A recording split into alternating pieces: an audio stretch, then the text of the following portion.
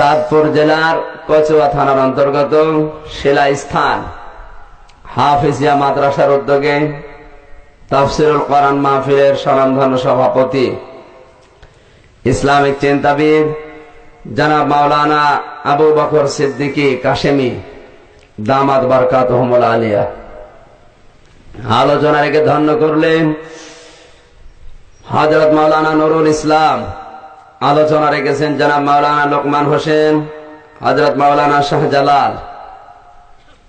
হায়াতে তাজ্জিবা সিহাতে কুল্লিয়া কামনা করছি, জোরে বলেন আমিন। মঞ্চে বসা আছেন কুমিল্লার কৃতি সন্তান বড় ভাই জনাব গিয়াসউদ্দিন তালুকদার। হায়াতে তাজ্জিবা সিহাতে কুল্লিয়া কামনা করছি, জোরে বলেন আমিন।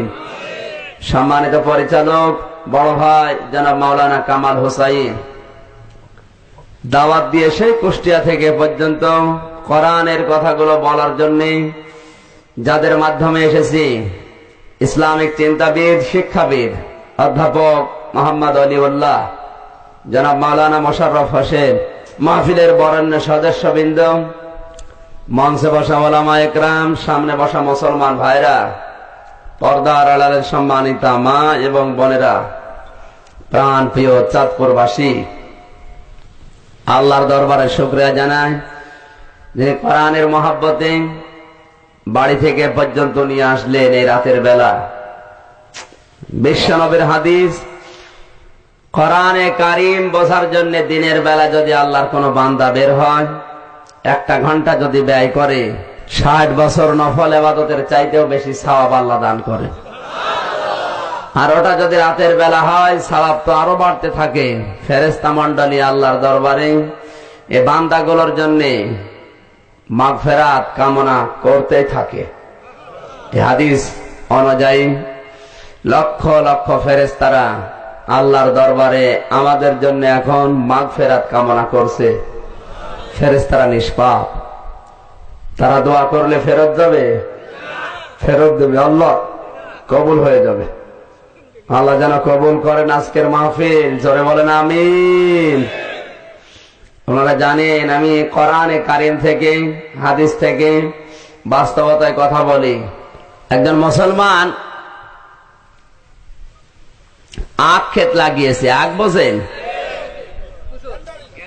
এক খ্রিস্টান, এক হিন্দু আর এক মুসলমান, 3 জন প্রতিমধ্যে যাওয়ার সময় চিন্তা করছে আখ যখন এখানে আছে, লোক যখন নেই, খেয়ে যায়।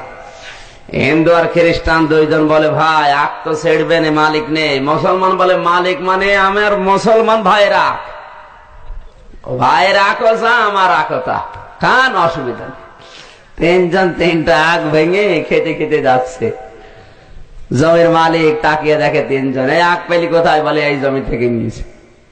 জমির মালিক চিন্তা করে এদেরকে যদি এখন আমি মারতে যাই, ওরা 3 জন জোট হয়ে আমার অবস্থা খারাপ করবে। এমনি জোট যেখানে ভয় সেখানে, দরকার নেই। বুদ্ধি বের করে এদেরকে শাস্তি দিতে হবে। খ্রিস্টানকে ডাক দে, বলে বেটা তুই তো একেবারে আলাদা ধর্মের লোক, হিন্দু, তারপর আমাদের পাশের রাষ্ট্রের মানুষ। আরে মুসলমান আমার জাত ভাই, এরাও 2 জন নাই, খেতেই পারে, তুই কেন ভাঙলি? এরা 2 জন বলে ঠিকই তো, ও কেন ভাঙবে? ও তো খ্রিস্টান। হিন্দু নাই, আমাদের পাশের দাদা বাবুরা আমাদের আত্মীয় হয়। এ মুসলমানও আমাদের রক্তের সম্পর্ক, কিন্তু এ ভাঙবে কেন? দে 3 জন মিলে আচ্ছা মারামারি করে অজ্ঞান করে ফেলে রেখেছে। জমির মালিক বলে এটা হিন্দু, এটা আমার মুসলমান জাত ভাই, এ খেতেই পারে, তো অন্য ধর্মের লোক, কেন ভাঙলে? মুসলমান বলে ঠিকই তো, দেন মায়ের। 2 জন মিলে হিন্দুকে এমন মারা মেরেছে, অজ্ঞান হয়ে গেছে। 2 জন যখন শাটপাট হয়ে আছে, জমির মালিক চিন্তা করে বেটা এবার একা। ডাক দিয়ে বলে এই তুই নবীর হাদিস পড়িস নাই? কোনো কিছু না বলে খাওয়া, কোনো কিছু না বলে নেওয়ার নাম হচ্ছে চুরি করা। তুই মুসলমান চুরি করলি কেন? দে ভাই, আমাদের অবস্থা কিন্তু এখন এই পর্যায়ে নেমে এসেছে। এই জন্য আমি শুধু ইঙ্গিত ইশারা দেব। আজকের আলোচনার সাবজেক্ট বন্ধু, খুব গুরুত্বপূর্ণ বিষয়, যার প্রভাব পৃথিবীতে সবচাইতে বেশি, বন্ধুর প্রভাব সবচাইতে বেশি। ওই বিষয়টা আজকে আমি কোরআন দিয়ে, হাদিস দিয়ে, বাংলাদেশ দিয়ে বোঝাবো ইনশাআল্লাহ।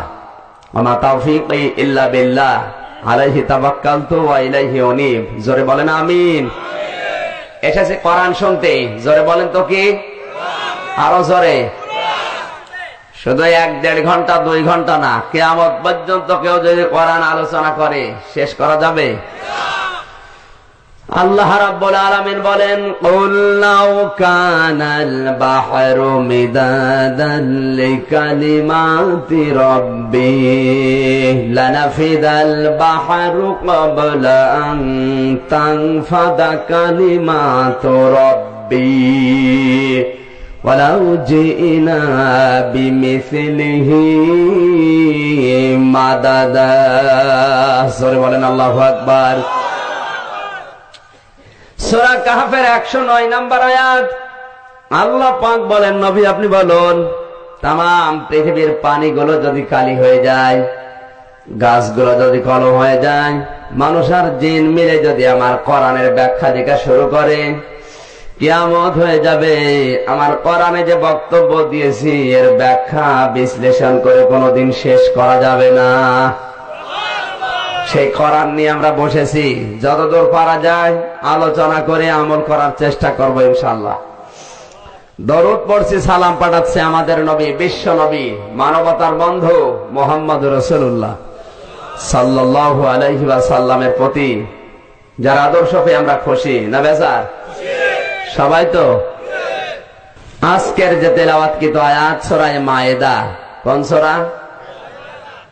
6 নম্বর পারা, 16 নম্বর পৃষ্ঠা, 13 নম্বর লাইনের 55 নম্বর আয়াত। একটা মাত্র আয়াত আমরা তেলাওয়াত করেছি। যত কথা এর ভেতরে আল্লাহ দিয়েছেন, আমার এই ছোট্ট গানে মৃত্যু পর্যন্ত আলোচনা হবে আয়াত নিয়ে। আমার আল্লাহর বক্তব্য শেষ করা আমার মতো আমির হামজার দ্বারা সম্ভব না। আল্লাহ যেন আমাদেরকে ধৈর্য নিয়ে শোনার এবং আমল করার তৌফিক দেন। জোরে বলেন আমিন। আল্লাহ রাব্বুল আলামিন বলেন, ইন্নামা ওয়ালিয়ুকুমুল্লাহু ওয়া রাসূলুহু, অবশ্যই তোমাদের বন্ধু এই পৃথিবীর ময়দানে তোমাদের বন্ধু হবে 3 জন। 1 নম্বরে তোমাদের বন্ধু আমি আল্লাহ, 2 নম্বরে তোমাদের বন্ধু আমার রাসূল, 3 নম্বরে তোমাদের বন্ধু আল্লাযীনা আমানু, দুনিয়ায় সবাই না, যারা ঈমান এনেছে তারা। আমাদের বন্ধু কয়জন? আরো জোরে।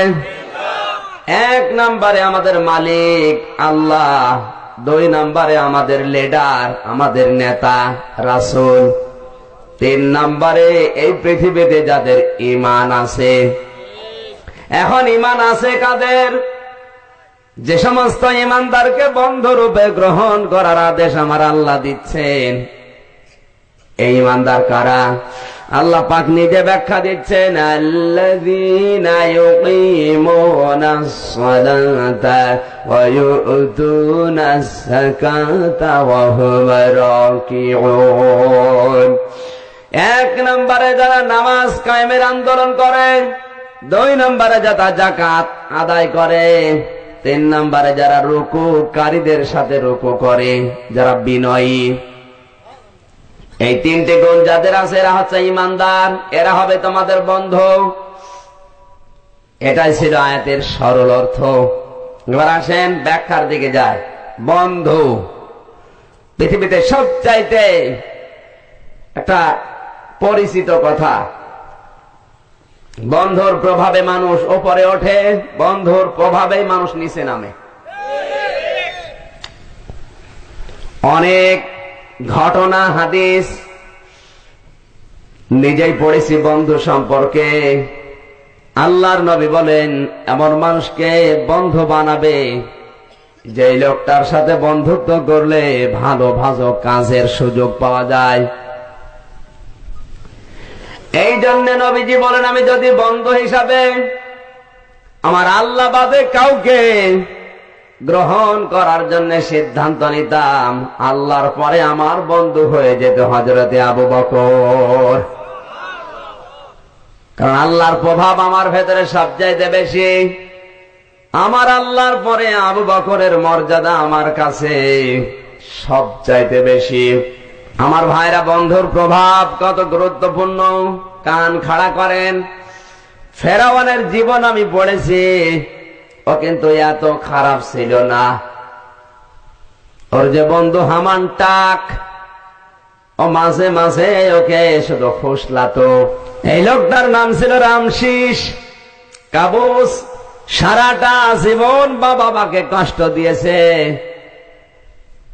প্রতিদিন ওর নামে 2-3টা করে মামলা ওর মায়ের কাছে বাবার কাছে আসতো। ওর বন্ধু আর এই ফেরাউন, এই রামশিস, এই কাবুস, দুইজন মিলে মানুষের ফল, মানুষের ফসল চুরি চুরি করে খেত। জোরে বলেন নাউজুবিল্লাহ। বিচারের কারণে অতিষ্ঠ হয়ে গেল মার বাবা দুইজন, যে আর পারা যায় না। সর্বপ্রথম তাকে ত্যায্যপুত্র করে দিল। এই ত্যায্যপুত্র সর্বপ্রথম পৃথিবীতে করেছে ফেরাউনের মার বাবা, এই ফেরাউনকে। জোরে বলেন নাউজুবিল্লাহ। মা বাবা কখন তার আপন সন্তানকে ত্যায্যপুত্র করে? যখন অতিষ্ঠ হয়ে যায়, ধৈর্যের বাইরে চলে যাচ্ছে, আর সীমা নেই। আমার ভাইরা, এমন একটা বিচার একদিন ফেরাউনের বাবার কাছে এলাকার লোকজন দিয়েছে, আজকে বাড়িতে গেলে ও মার খাবেই। চিন্তা করছে কি করা যায়, বাড়িতে যাওয়া যাবে না, পালিয়ে যাব দেশ থেকে। মা বাবাকে না বলে পালিয়ে যাচ্ছে। হঠাৎ তাকিয়ে দেখে বন্ধু এক খেতে কাজ করছে, হামান টাক। হামান কি? আরো জোরে। হামান ছিল টাক। আজ পৃথিবীর ময়দানে যারা টাক, এদের মধ্যেও কিন্তু হামানের মতোই। বন্ধু বলে কোথায় যাও? বলে যাব কোথায়? মা বাবা ত্যায্যপুত্র করেছে, বাড়িতে যাওয়ার মতো কোনো কায়দার নেই, আমি চলে যাচ্ছি পালিয়ে। ওর বাড়ি ছিল তুরস্কে, ওখান থেকে পালিয়ে চলে যাচ্ছে মিশরে। বর্ডার পার হয়ে মিশরে যাবে। হামান ডাক দিয়ে বলে, বন্ধু আমারও অবস্থা ওই, বাড়িতে যাওয়ার মতো কায়দা নেই, চলে যখন যাচ্ছ আমারও নিয়ে যাও। দুইজন একসঙ্গে হয়ে বর্ডার পার হয়ে পালিয়ে যাচ্ছে। বর্ডার ছাড়া পার হয়ে পালিয়ে যায়, সাহসে সাহসে যায় না ভয়ে ভয়ে? ভয়ে ভয়ে পার হওয়ার পরে মিশরে প্রবেশ করেছে। অচেনা লোক, সারা দিনের না খাওয়া শরীর, ক্লান্ত শ্রান্ত হয়ে গেছে। তাকিয়ে দেখে এক তরমুজের খেতে এক কৃষক কাজ করছে। ডাক দিয়ে বলে, মুরব্বী তরমুজ দেবেন আমাদেরকে? ফেরি তরমুজ দেওয়া যাবে না, তরমুজ যদি খেতে চাও প্রতিটি তরমুজ গাছের গোড়ায় 1 বালতি করে পানি টেনে দাও। ফেরাউন তাতেই রাজি, খাবার তো পাওয়া লাগবে। কাজ করার পরে 2টা তরমুজ দিয়েছে, পেটে বল হয়েছে। ডাক দিয়ে বলে, মুরব্বী আমরা অচেনা অপরিচিত এই দেশে, অনেক দূর থেকে এসেছি, দয়া করে একটা কাজের সন্ধান আমাদেরকে দেন। বাড়িওয়ালা চিন্তা করে, 2জন যুবক মানুষ, শরীরে শক্তি আছে, আমার এই তরমুজের ক্ষেতের তরমুজগুলো বাজারে বিক্রি করতে পাঠানোর লোক দরকার। লোক যখন পাওয়া গেছে অসুবিধা নেই। 2জনকে নিয়েছে, কাজের বিনিময়ে খাদ্য দেবে, বাড়িতে রাখতে দিয়েছে, তরমুজগুলো বিক্রি করতে পাঠায়। কিছুদিন পরে পরে এই বন্ধু হামান ডাক দিয়ে বলে, ফেরাউন, কাবুস, রামশিস, কতদিন আর এইভাবে চলা যায়? মানুষের খেতে কাজ করে করে আর হয় না। মিশরে সরকারি গণস্থানের দারোয়ান নেবে, তোমার তো ফিগার ভালো আছে, দরখাস্ত দাও, দেখো কি হয়। দরখাস্ত দেওয়ার পরে ইন্টারভিউ নিয়েছে, পাশ করে গেছে, সরকারি গণস্থানের দারোয়ান বানিয়ে দিয়েছে রামশিস কাবুস ওরফে ফেরাউনকে।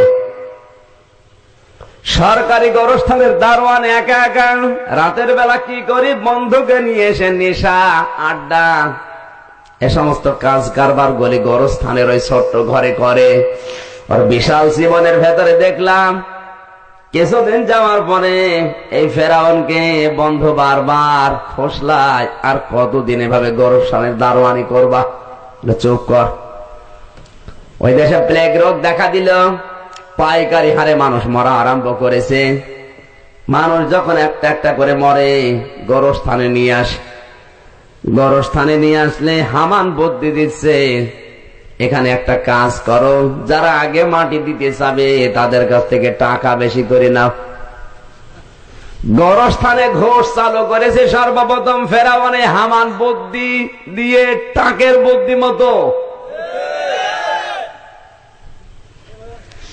যে আগে টাকা দেয়, বেশি টাকা দেয়, তার লাশ আগে মাটি দিয়ে দেয়। লোকজন চিন্তা করে কিছু টাকায় তো যাহাই হবে, লাশ নিয়ে কতক্ষণ দাঁড়িয়ে থাকা যায়। হাজার হাজার মানুষ মারা গেছে, দেখা গেল কয়েকদিনের ভেতরে ফেরাউনের টাকা পয়সা অনেক। চিন্তা করে এভাবে টাকা এক জায়গায় করে করবো কি, এলাকার মানুষ যারা আছে গরিব, তাদের ভেতরে টাকাগুলো রাতের বেলা বাড়িতে দিয়ে দিয়ে আসে। কিছুদিন দেওয়ার পরে মানুষের ভেতরে একটা জনপ্রিয়তা প্রকাশ হয়ে গেল, এদেশে আল্লাহর ওলি একজন আছে, বিনা স্বার্থে নিজের টাকাগুলো আমাদের উপকারের জন্য দেয়। চারিদিকে প্রচার হয়ে গেল। ওই দেশের প্রধানমন্ত্রীর নাম ছিল জাহিজ, মন্ত্রী ছিল ওই সময়। যে লোকটা হঠাৎ করে মন্ত্রী গেল মারা, প্রধান যিনি, চিন্তা করছে মন্ত্রী মারা গেল, নির্বাচন দেওয়া দরকার। নির্বাচনে দাঁড়িয়েছে সবাই, বন্ধু হামান বলে তোর তো জনপ্রিয়তা কম নেই, দাঁড়িয়ে পড়। এমনিতেই চারিদিকে ওর নাম ছড়িয়ে গেছে। ক্ষমতায় না এসেই টাকা পয়সা দেয়, ক্ষমতায় আসলে কি দেবে, দে। ভোট দেওয়ার পরে দেখা যাচ্ছে সবার উপরে ফেরাউন বানিয়ে নিল ওকে। হামান বসে আছে, ও কিন্তু গোরস্থানের দারোয়ানের ওই পদে আছে। ফেরাউন চলে গেল একেবারে মন্ত্রীর পর্যায়ে। কিছুদিন পরেই দেখা গেল মন্ত্রী জাহিজ দুনিয়া থেকে বিদায় নিয়েছে। ফেরাউন সুযোগ বুঝে মায়া কান্না করে বলে, প্রধানমন্ত্রী একজন দরকার, আমি হয়ে গেলাম। নিজেই দাবি করার পরে দেশের মানুষকে খুব ভালোভাবে চলছে।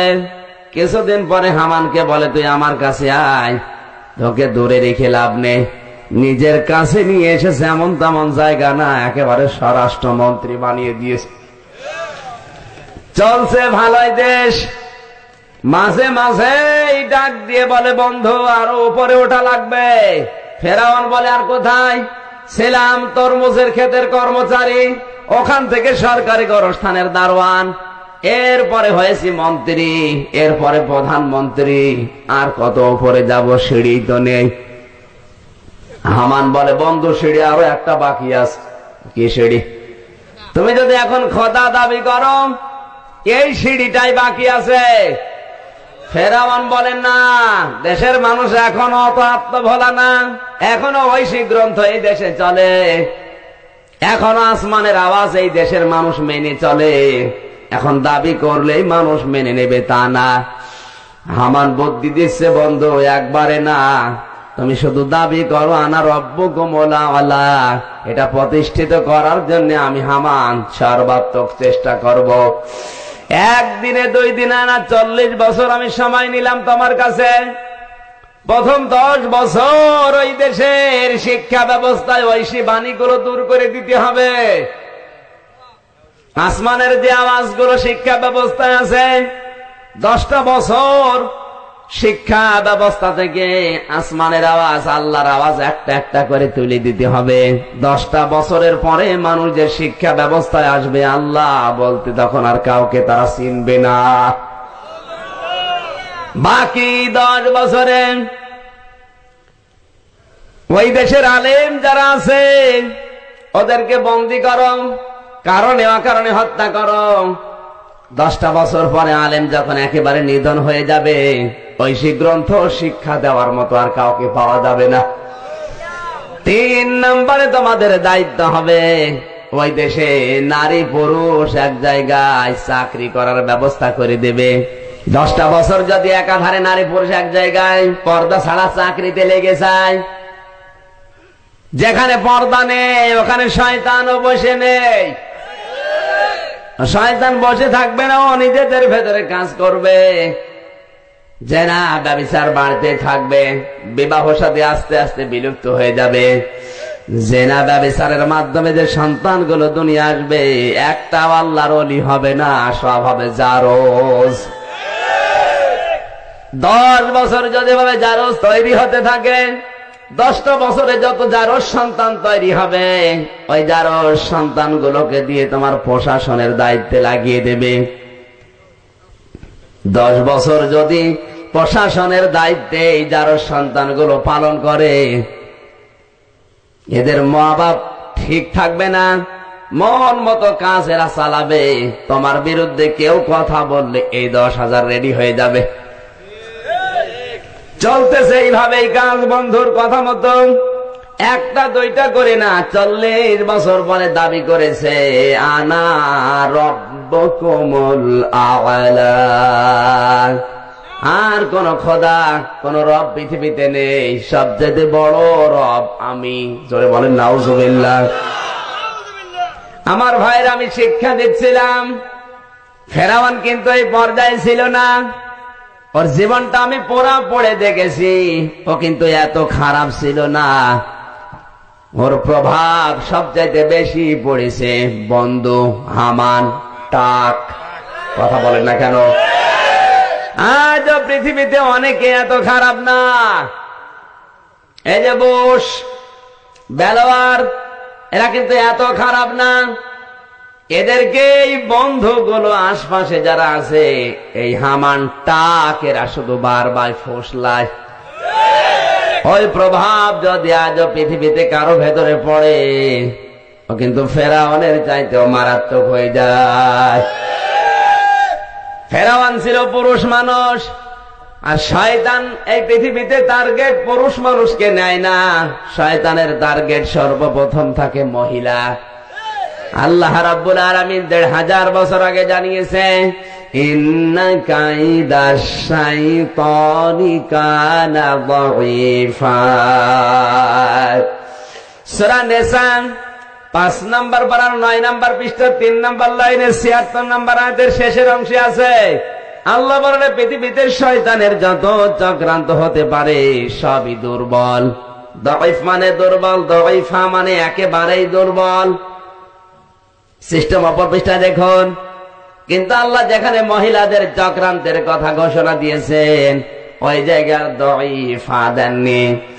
সূরা ইউসুফ 12 নম্বর পারা 17 নম্বর পৃষ্ঠা 13 নম্বর লাইনের 28 নম্বর আয়াতে আল্লাহ জানিয়েছেন শেষের দিকে, ইন্না কাইদাকুন্না আযীম। মহিলারা যে চক্রান্ত করে এটা কিন্তু ভয়ঙ্কর।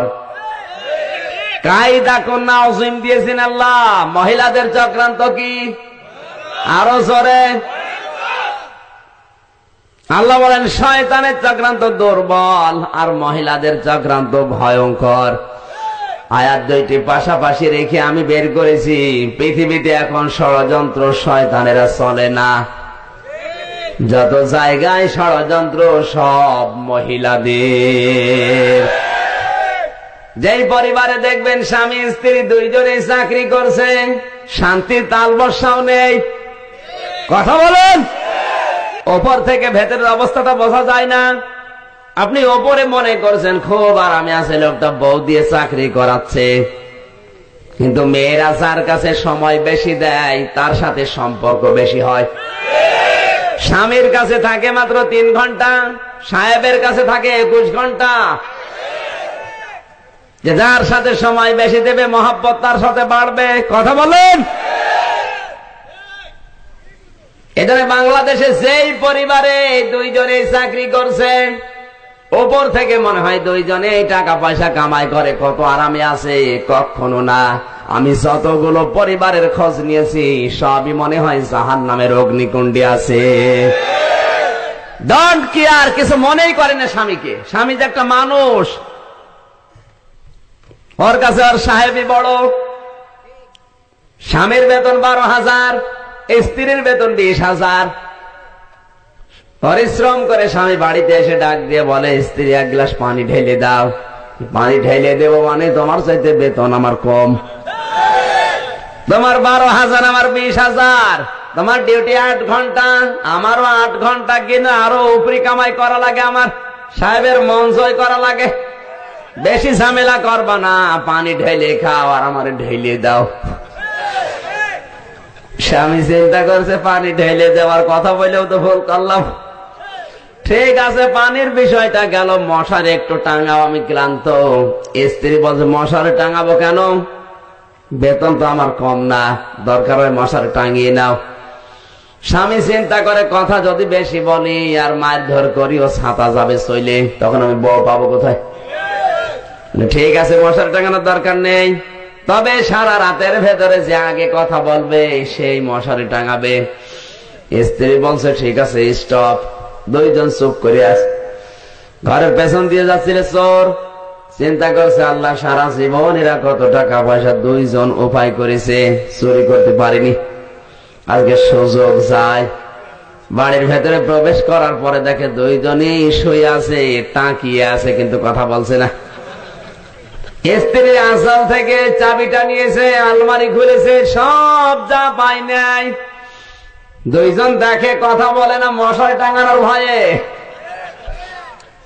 যা পাচ্ছে নিচ্ছে। চোর চিন্তা করে, এই রাতে এরা তো গন্ডগোল করে খাবারও খায়নি, খাবার যখন আছে খেয়ে যায়। গ্লাসে দুধ রাখা ছিল, কলা রাখা ছিল। চিন্তা করছে, দুধ কলা রেখে লাভ কি, এরা তো কথা বলবে না, কড়াল কাটা আছে।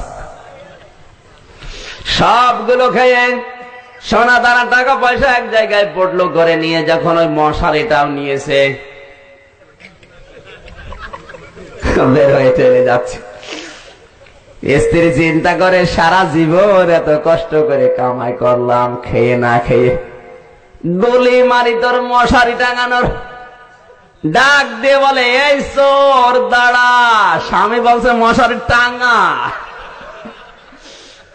স্ত্রী আফসোস করে আর বলে, স্বামী, মশারি টাঙাবো কি দিয়ে? মশারিও তো নেই, ওইটাও হারিয়ে গেছে। আমার ভাইরা, আমি শিক্ষা দিচ্ছিলাম, মেয়েদের ষড়যন্ত্র এটা কিন্তু ছোটখাটো বিষয় না। আমার আল্লাহ বলেন, কায়দা কোন নাযীম, মহিলাদের চক্রান্ত পৃথিবীতে সব চাইতে ভয়ঙ্কর। কথা বলেন ঠিক কিনা? এজন্য বন্ধু, এই পৃথিবীতে বন্ধুর প্রভাব সব চাইতে বেশি। বন্ধ নির্বাচনের ক্ষেত্রে এটা দুনিয়ার বিষয় না, কোন জায়গার বিষয়? আখিরাতের। এজন্য যাকে তাকে বন্ধুত্ব যার তার সাথে করা যাবে না। কোরআনে কারীম এই নীতিমালা দিচ্ছে, ইন্নামা ওয়ালিয়্যুকুমুল্লাহু ওয়া রাসূলুহু। আল্লাহ রাব্বুল আলামিন বলেন, এক নম্বরে তোমাদের বন্ধু আমি আল্লাহ। আমি আল্লাহকে কেউ যদি বন্ধু রূপে গ্রহণ করতে চাও, 4টি শর্ত মেনে নেওয়া লাগবে। জোরে বলেন, কয়টা? আরো জোরে। আল্লাহকে যদি বন্ধু হিসাবে পেতে চান, শর্ত আমার আল্লাহ দিচ্ছেন 4টা। এই পৃথিবীতে আমরা দেখি, আল্লাহু ওয়ালিয়্যুল্লাযীনা আমানু ইখরিজুহুম মিনাজ যুলুমাতি ইলান নূর ওয়াল্লাযীনা কাফারু আউলিয়াউহুমুত তাগুত ইখরিজুনাহুম মিনান নূরি ইলাজ যুলুমাত উলাইকা আসহাবুন নার হুম ফিহা খালিদুন। সূরা বাকারা 3 নম্বর পারার 2 নম্বর পৃষ্ঠার 1 নম্বর লাইনের 257 নম্বর আয়াত। আল্লাহ পাক বলেন, আমি আল্লাহ তাদের বন্ধু যারা ঈমান এনেছেন। এখন আমি আল্লাহর বন্ধু যারা, এদের কাজ কি? আজ বাংলাদেশে আল্লাহর বন্ধু কম আছে। কথা বলছে না কেন? গাছতলায় বসে হু হু জিকির করছে, ও আল্লাহর বন্ধু। মাথায় চট, পরনে চট, হাতে বালা, গলায় শিকল। জাহান্নামে যাওয়ার আগেই শিকল পরিস। খুযূহু ফাগুল্লুহু সুম্মাল জাহিমা সাল্লু সুম্মা ফি সিলসিলাতিন যারউহা সাবউনা দিরান ফাসলুকু। সূরা হাক্কাত 29 নম্বর পারা 7 নম্বর পৃষ্ঠা 13 নম্বর লাইনে আয়াতটি আছে। আল্লাহ রাব্বুল আলামিন বলেন, জাহান্নামী মানুষদেরকে, ফেরেশতাদেরকে বলবো, ধর, এদেরকে ধর, 70 হাত শিকল দিয়ে বেঁধে ফেল, জাহান্নামের দিকে ধাক্কা দিতে দিতে নিয়ে যা। জোরে বলেন নাউজুবিল্লাহ। যারা জাহান্নামে যাবে তাদের শরীরে থাকবে শিকল। কি থাকবে? আরো জোরে। আজ যে সমস্ত আল্লাহর বন্ধগুলো মাজারে, দরবারে, কবরে, গাছতলায়, বিভিন্ন জায়গায় আল্লাহর বন্ধ দাবি করে শিকল পরে, চট পরে, জট পরে আছে, আমার মনে হয় এরা জাহান্নামের আসামি হয়ে গেছে। জাহান্নামে যাওয়ার আগেই যদি এগুলো পরে, আল্লাহ জাহান্নামে দেবে না দেবে কোথায়? আপনি জান্নাতি মানুষদের যে বর্ণনা পড়েন কোরআনে, জান্নাতে যাদেরকে দেবে আল্লাহ শিকল দিয়ে বেঁধে দেবে। তাহলে যারা শিকল পরে যাবে কোথায়? জোরে বলুন। এই শরীয়তপুর নড়িয়া, শরীয়তপুরের নড়িয়া সুরেশ্বরে পীরের দরবারে যান। গত বছর গিয়েছিলাম, ওখানে যে পীর সাহেব, ওর নাম শিকল বাবা। 58 কেজি শিকল শরীরের ভেতরে, চিকন চিকন বালা বানিয়ে শিকল দিয়ে পুরা শরীরকে একেবারে কভার করে রেখেছে। আল্লাহর বন্ধ কারা? ফতোয়া দেবে কোরআন শরীফ। কে দেবে? জোরে বলুন। এখানে স্পষ্ট আল্লাহ আয়াত দিন, আল্লাহু ওয়ালিয়্যুল্লাযীনা আমানু। আল্লাহ তো তাদের বন্ধু যারা ঈমান আনে। এখন বন্ধু কি করবে? ইখরিজুহুম মিনাজ যুলুমাতি ইলান নূর। আল্লাহর বন্ধু এই পৃথিবীতে, এই বাংলাদেশে তারা মানুষদেরকে অন্ধকারের পথ থেকে বের করে আলোর দিকে নিয়ে আসে। আল্লাহর বন্ধু আজ দরবারে, মাজারে, বিভিন্ন জায়গায় পীর সাহেবের নাম নিয়ে যারা দাবি করছে, কোরআন শরীফের সাথে যদি না মেলে, ওকে আল্লাহর বন্ধু না শয়তানের বন্ধু? নিজের সাথে মিলাবেন। ইখরিজুহুম মিনাজ যুলুমাতি ইলান নূর। যারা মানুষদেরকে অন্ধকারের পথ থেকে বের করে আলোর দিকে নিয়ে আসে। আজ বাংলাদেশে আমরা যারা আল্লাহর বন্ধুত্বের দাবি করি, সবাই যদি এই কাজটা করতাম, আমার যতটুকু ধারণা, বাংলাদেশে কোনো মানুষের তৈরি করা আইন চলতো না। বড় বড় পীর সাহেব মানুষের তৈরি করা আইন কানুন নিয়মের দিকে কত মানুষ ডাকতেছে, বাধা দেওয়া তো দূরের কথা, আরো সাপোর্ট দেয়। কথা বলেন। অথচ আল্লাহর বন্ধু হওয়ার প্রথম শর্ত এইটা। আল্লাহ দিচ্ছেন, ইখরিজুহুম, তারা বের করে নিয়ে আসবে, মিনাজ যুলুমাত। এখানে যুলুমাত বহু বচন। এই অন্ধকার মানে রাতের অন্ধকার না, এই অন্ধকার মানে পানির নিচের অন্ধকার না, এই অন্ধকার মানে মানুষের তৈরি করা আইন ও কানুন।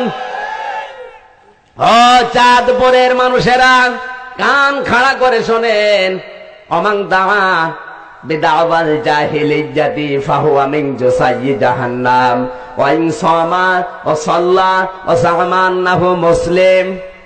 আল্লাহর নবী বলেন, এই পৃথিবীর ময়দানে যারা জাহিলিয়াতের নিয়ম নীতির দিকে মানুষকে ডাকে, জাহিলিয়াতের নিয়ম মানে মানুষের তৈরি করা নিয়ম, মানুষের তৈরি করা আইন ও কানুন নিয়ম নীতির দিকে যারা মানুষকে ডাকবে, এই লোকটা যদি নামাজও পড়ে, রোজাও রাখে, আর মনে মনে করে আমি তো মুসলমানই আছি, আল্লাহর নবী বলেন এরপরেও আল্লাহ তাকে জাহান্নামের খড়ি বানাবে।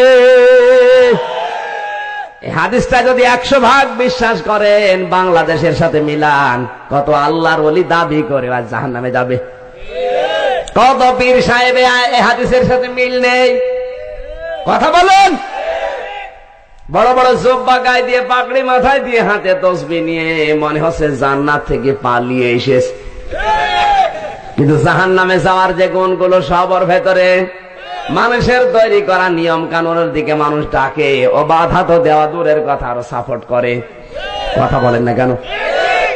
আমার ভাইয়ের, আমি হাসির খোরাকি দেই নাই, কান খাড়া করে শুনবেন।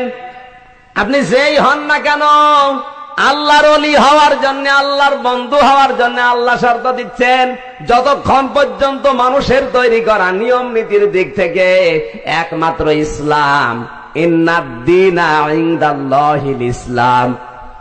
সূরা আলে ইমরানের 19 নম্বর আয়াতে আল্লাহ দিয়েছেন ইন্নাদ-দীন, দিনের আগে আলিফ লাম আছে। আলিফ লাম 4 প্রকার। এখানে যেটা আছে আলিফ লামে ইস্তিগরাকি, গারকুন মানে ডুবন্ত।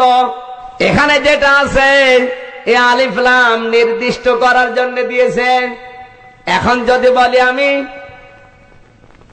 এই চাঁদপুর থেকে কুমিল্লা যাওয়ার এই একটাই রাস্তা, এই একটা রাস্তা দিয়ে শুধু কুমিল্লা যাওয়া যায়, তাহলে বুঝতে হবে এই রাস্তা বাদ দিয়ে ওই সময় ওই তরিক বা রাস্তার আগে আলিফ লাম বসানো যায় নির্দিষ্ট করার জন্য। কিন্তু যদি বলি না কুমিল্লায় যাওয়ার জন্য এই রাস্তা বাদে আরো রাস্তা আছে, তখন কিন্তু আর তরিকের আগে আলিফ লাম দেওয়া যাবে না, কারণ নির্দিষ্ট রাস্তা এইটা। আল্লাহ এখানে কিন্তু দিনের আগে আলিফ লাম দিয়ে নির্দিষ্ট করে দিয়েছেন আমাকে খুশি করার জন্য। আমার দরবারে মনোনীত একমাত্র জীবন ব্যবস্থা, তার নাম ইসলাম। ইসলাম বাদ দিয়ে যত নিয়ম নীতি, যত পদ্ধতি, যত আইন ও কানুন আছে, কোন বিষয় পালন করে আমি আল্লাহকে রাজি করা যাবে না। সুতরাং আজ মুসলমানদেরকে বলছি, পৃথিবীতে আপনি মুসলমান দাবি করার পরেও যদি আল্লাহর পাঠানো জীবন ব্যবস্থা বাদ দিয়ে কোন মানুষের তৈরি করা, বাবার তৈরি করা, স্বামীর তৈরি করা, চাচার তৈরি করা, কোন নেতার তৈরি করা জীবন ব্যবস্থা, নিয়ম নীতি মেনে রাজনীতি করেন, অর্থনীতি চালান, সমাজনীতি চালান, পারিবার নীতি চালান, আল্লাহর কসম আপনি আল্লাহর বন্ধু হতে পারবেন না। নামাজ পড়ে রোজা রেখে মুসলমান ধারণা করেও কিন্তু জাহান্নামের খড়ি হওয়া লাগবে। বাংলাদেশে এখন আছে না নেই? আছে মানে আমরাই। টাকা নাচ দেশে 100 জনের 98 জনের অবস্থা এরকম, দেখতে কিন্তু বোঝা যায় না। মানুষের তৈরি করা নিয়ম নীতির দিকে ডাকবেন, তাহলে আল্লাহ ইন্নাদ-দীনা, দিনের আগে আলিফ লাম দিল কেন? আমায়াবতাগি গায়রাল ইসলামি দীনান ফালাই ইউকবালা মিনহু ওয়া হুয়া ফিল আখিরাতি মিনাল খাসিরিন। সূরা আলে ইমরান 3 নম্বর পারা 20 নম্বর পৃষ্ঠা 4 নম্বর লাইনের 85 নম্বর আয়াত। আল্লাহ বলেন, পৃথিবীতে যে বা যারা আমার ইসলাম বাদ দিয়ে অন্য কোন নিয়ম নীতি অনুসরণ করবে, অনুসন্ধান করবে, খুঁজে বেড়াবে, ফালাই ইউকবালা মিনহু, ওর জীবনের কোন ইবাদত বন্দেগী আমি আল্লাহর দরবারে কবুল হবে না। ইউকবালা মজারের আলোচনা, বর্তমান, ভবিষ্যৎ, প্রেজেন্ট, ফিউচার। মজারের আগে লান আসলে অর্থ হয় কখনোই হবে না। মন খারাপ করবেন না, আপনি শোনেন, আল্লাহ নিজে গ্যারান্টি দিচ্ছে, ইসলাম বাদ দিয়ে অন্য কোন নিয়ম নীতি দিয়ে যদি আপনি রাজনীতি করেন, অন্য কোন নিয়ম নীতি যদি বিবাহ করেন, ইসলাম বাদ দিয়ে অন্য কোন বিবাহ বাংলাদেশে আছে না নেই? কথা বলেন। ইসলামের কোন জায়গায় লেখা আছে যৌতুক নেওয়া হবে? যেই বিবাহে কবুলও বলে ইসলামের নিয়ম নিয়ে, আংশিক আর বাকি আংশিক যৌতুক নিয়ে কলঙ্কিত করে, ওটা বিবাহ হয় না, ওটা অন্য কিছু। ওটা হয় হিন্দুদের বিবাহ। যৌতুক নেওয়া কাদের সিস্টেম? জোরে বলুন। আপনি বিবাহ অনুষ্ঠানে হিন্দুদের অনুসরণ করলেন, সন্তানগুলো হবে হিন্দু মার্কা। জোরে বলুন। আর বেটার বউ হবে খ্রিস্টান মার্কা। হচ্ছেও তাই। আপনি আবার উল্টা কিছু মনে করবেন না। বিবাহ হয় না, হাতে ছেলে মেয়ে আল্লাহর ওলি হবে কোন কায়দায়? ইসলাম বাদ দিয়ে অন্য কোন নিয়ম নীতি দিয়ে যদি ব্যবসা করেন, আজ ব্যবসা বাংলাদেশে ইসলাম বাদ দিয়ে অন্য নিয়ম নীতি আছে না নেই? এই যে সুদের ব্যবসা, জমজমাট চলছে, নামাজও পড়ে, রোজাও রাখে, সুদও খায়, কিছু মনেও করে না। জমজমাট ব্যবসা করে যাচ্ছে সুদের, আমি নিজে দেখেছি দাড়ি রেখে জুব্বা গায়ে দিয়ে হজ করে এসে সুদ খায়, টাকা ছেড়ে রাখে, টাকা আসে, ওই টাকা তোলে আর খায়, কোনো চিন্তা নেই। না এই চাঁদপুরে নেই? চাঁদপুরের মানুষ তো সব আল্লাহর ওলি। আমার ভাইরা কান লাগাবেন, এখানে আমি শিক্ষা দিচ্ছিলাম। তাহলে ইসলাম বাদ দিয়ে কেউ যদি পরিবার চালায় ওটা যেমন কবুল হবে না, ইসলাম বাদ দিয়ে অন্য কোন নিয়ম নীতি দিয়ে বিবাহ করলে ওটা বিবাহ হয় না। সুতরাং হিন্দুদের, খ্রিস্টানদের, বৌদ্ধদের, মুশরিকদের ওটা বিবাহ না, সবগুলো হয় জারজ। এই কথা বলেন না কেন? ওটাকে বিবাহ হবে? আল্লাহ বলেন ফালাই ইউকবালা মিনহু, কিচ্ছু কবুল হবে না। বিবাহ করতে হলে ইসলাম মেনে করতে হবে। যেই বিবাহ অনুষ্ঠানে কোনো অশ্লীলতা চলে না, গান বাজনা চলে না, যৌতুকের টাকা নেওয়া হয় না, দেনমোহরের টাকা আগে দিয়ে কবুল বলা হয়, এই সমস্ত অনুষ্ঠানগুলো আল্লাহর দরবারে কবুল হয়। এরকম বিয়ে তো এখন ভরি ভরি নেই।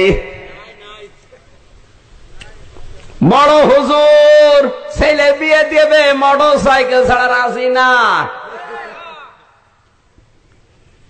ছেলে বিয়ে দিয়ে মোটর সাইকেল নিয়ে যদি আপনি রাজি না হতে চান, বিয়াইকে বলে বিয়াই আমার কিচ্ছু লাগবে না, শুধু একটা ফ্রিজ, কিচ্ছু লাগবে না, শুধু একটা টিভি, কিচ্ছু লাগবে না, শুধু একটা মোটর সাইকেল, কিচ্ছু লাগবে না। কিছু লাগবে না গুলো কি? শয়তানি করা জায়গা পাও না। বিবাহ হচ্ছে না আমাদের। ইসলাম বাদ দিয়ে বিবাহ অনুষ্ঠান যদি না হয়, ওটা যদি কবুল না হয়, ইসলাম বাদ দিয়ে কেউ যদি রাজনীতি করে মানুষের তৈরি করা নিয়ম নীতি দিয়ে, ওইটা কবুল হবে? জোরে বলেন। বাংলাদেশে এরকম মানুষ এখন আছে না নেই? এরপরও যদি আপনার বিবেক না খোলে, আমার মনে হয় মরণ আসা পর্যন্ত আপনি আর সোজা হবেন না। ওয়া ফিল আখিরাতি মিনাল খাসিরিন, আল্লাহ বলেন এরা তো দুনিয়ায় ক্ষতিগ্রস্ত হবে, সবচাইতে বড় ক্ষতি হবে এদের আখিরাতে। আখিরাত যদি কারো ক্ষতি হয়ে যায়, ধ্বংস হয়ে যায়, দুনিয়া ঠিক থাকবে? আসতে বলেন। এজন্য সোজা কিন্তু আমরা একদিন হবই। আপনি যদি বাঁকা হয়েও রাস্তাঘাটে কোনো জায়গায় মারা যান, আপনাকে কিন্তু সোজা করে টান দিয়ে চকলেটের মতো মুড়িয়ে কবরে রাখা হবে। কথা বলছে না কেন? সোজা যখন হওয়াই লাগবে, ওই সোজা এখন হওয়া দরকার, যতক্ষণ আজরাইল না আসে। আজরাইল আসার আগে যদি কেউ সোজা হয়ে যায়, ওই মানুষের জীবন আমার নবী বলেন সফল। উপন্যাসে পড়েছিলাম, এক ব্যাঙ আর এক সাপ দুইজন দোস্তি করেছে। ব্যাঙ একদিন ডাক দিয়ে বলে, বন্ধু তোমার সবই আমার ভালো লাগে, কিন্তু তুমি যে আঁকা বাঁকা চলো ওইটা আমার ভালো লাগে না, একটু সোজা হয়ে চললেই তো হয়। সাপ বলে, এত কিছু তুই আমার চলায় ভুল ধরলি, দিয়েছে 100 বল কিন্তু লাগে নাই। ব্যাঙ দিয়েছে 1 লাফ, পানির ভেতরে আছে। সাপ চিন্তা করছে কখন উঠবে দেখি। সারাদিন পরিশ্রম করে গরু চড়ি এক রাখাল যাচ্ছিল, চিন্তা করে এখানে ফস ফস করে কি, তাকিয়ে দেখে নদীর কোলে ফস ফস করছে এক সাপ। সাপ কিন্তু ফনা ধরতে সময় লাগে না, স্বাভাবিক হতে সময় লাগে। কথা বলছে না কেন? রাখাল চিন্তা করে ফস ফস করে, গরু মালা লাঠি, এমনিতেই শরীরে রাগ, সারাদিন খাবার খায়নি, আচ্ছা করে পিটিয়েছে, আইলের উপরে একেবারে শার্ট করে রেখে দিয়েছে সোজা তীরের মতো করে। ব্যাঙ চিন্তা করে বন্ধুর খবর নেই, কই কোনো আওয়াজ পাওয়া যায় না, ফস ফসও নেই। ওপরে ওঠার পরে দেখে বন্ধু একেবারে শুয়ে আছে শার্ট পাট হয়ে। আচ্ছা, হাউ আর ইউ? বন্ধু তোমার নড়াচড়া নেই কেন? গোতা দিয়েছে তা নড়ে না। ব্যাঙ বলে, বন্ধু আমি এইটাই চেয়েছিলাম, যে আঁকা বাঁকা চলো না, সোজা হয়ে চলো, ভালো লাগবে। এইটাই চেয়েছিলাম, তুমি সোজা হয়েছ ঠিক, কিন্তু মরার পরে তুমি যদি আগে সোজা হইতে, এখন আর এই সোজা হওয়া লাগতো না। কথা বলেন। সোজা ঠিকই হবে।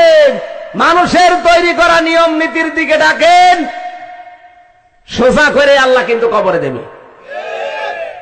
এখনই সোজা হওয়া দরকার। নামাজ পড়েন, রোজা করেন, মনে মনে করেন আমি তো মুসলমানের নিয়ম নীতি মানি, আমার শরীরে তো সব মুসলমানের নিয়ম। আল্লাহর নবী বলেন ফাহুয়া মিন তুসাই জাহান্নাম। আল্লাহর নিয়ম বাদ দিয়ে, ইসলাম বাদ দিয়ে অন্য কোন নিয়ম নীতি দিয়ে যদি কেউ রাজনীতি করে, সমাজনীতি করে, পরিবার নীতি করে, ও যেই হোক জাহান্নামে যাবে। আমার ভাইরা, আমি শিক্ষা দিচ্ছিলাম আল্লাহ বন্ধু হওয়ার জন্য শর্ত আল্লাহ নিজে দিচ্ছেন, ইখরিজুহুম মিনাজ যুলুমাত। দুনিয়ায় যত মানুষের তৈরি করা নিয়ম নীতি আছে সবই অন্ধকার, ইসলাম একমাত্র আলো। সুতরাং আমাদের সব ভুলে যেতে হবে। আমরা মানুষের যে নিয়ম নীতিগুলো দিয়ে রাজনীতি করছি, এই মুহূর্তে তওবা করে ফিরে আসেন, আর আমরা মানুষের নিয়ম নীতি দিয়ে রাজনীতি করব না। ধর্মনিরপেক্ষ মতবাদ এটা হারাম, জাতীয়বাদ হারাম, জাতীয়তাবাদ হারাম, পুঁজিবাদ হারাম, সমাজবাদ হারাম, যত তন্ত্র মন্ত্র দুনিয়ায় আছে সব হারাম। একটা মাত্র জায়েজ আল্লাহর কাছে, তার নাম ইসলাম। কারা কারা সিদ্ধান্ত নিতে পারবেন আগামীকাল থেকে যতদিন বেঁচে আছি ইসলাম বাদে অন্য কোন নিয়ম নীতি দিয়ে আমরা রাজনীতি করব না? কারা রাজি আছেন দুহাত তুলে দেখান। আমার ভাইরা, আল্লাহ রাব্বুল আলামিন বলেন পক্ষান্তরে যারা কাফের, ওয়াল্লাযীনা কাফারু আউলিয়াউহুমুত তাগুত ইখরিজুনাহুম মিনান নূরি ইলাজ যুলুমাত। আর যারা কাফের এরা হচ্ছে তাগুতের বন্ধু। কাদের বন্ধু? আরো জোরে, শয়তানের বন্ধু। এরা এদের কাজ কি? ইখরিজুহুম মিনান নূরি ইলাজ যুলুমাত। এরা আল্লাহর পথ থেকে, ইসলামের পথ থেকে ডাক দিয়ে মানুষদেরকে অন্ধকারের দিকে নিয়ে যায়। আমি আগেই বলেছি ইসলামের পথ হচ্ছে আলো, আর মানুষের তৈরি করা তন্ত্র মন্ত্র নিয়ম নীতি অন্ধকার। সুতরাং বাংলাদেশের সাথে আপনার বিবেকটা মিলান। আপনি কি আল্লাহর বন্ধু আছেন না শয়তানের বন্ধু হয়ে গেছে? আল্লাহ বলেন উলাইকা আসহাবুন নার। এরা হচ্ছে জাহান্নামের অধিবাসী। হুম ফিহা খালিদুন। এই ধরনের মানুষগুলো মারা যাবে, চিরকাল এদেরকে জাহান্নামে থাকা লাগবে।